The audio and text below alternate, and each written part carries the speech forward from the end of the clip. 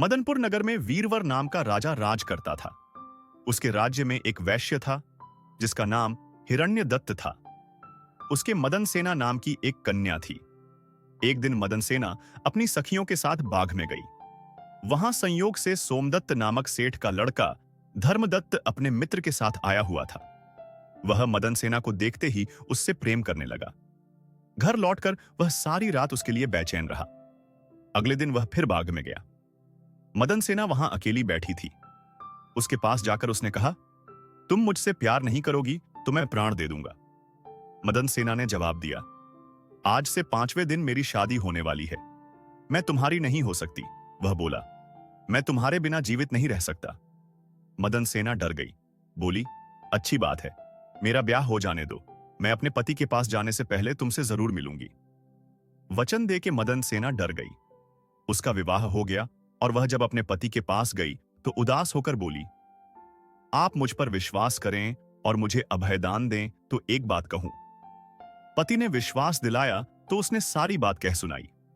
सुनकर पति ने सोचा कि यह बिना जाए मानेगी तो है नहीं, रोकना बेकार है।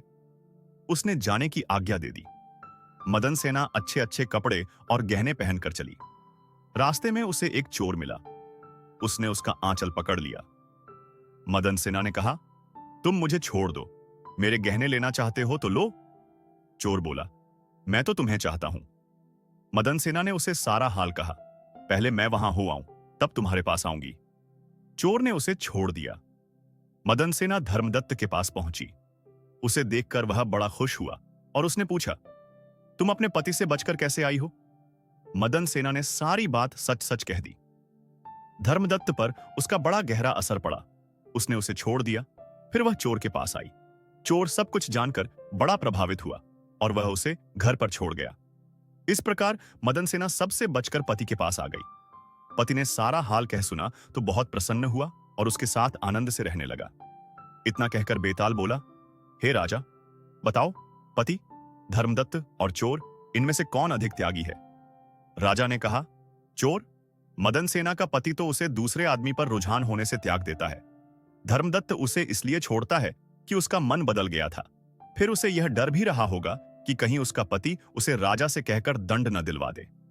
लेकिन चोर का किसी को पता न था।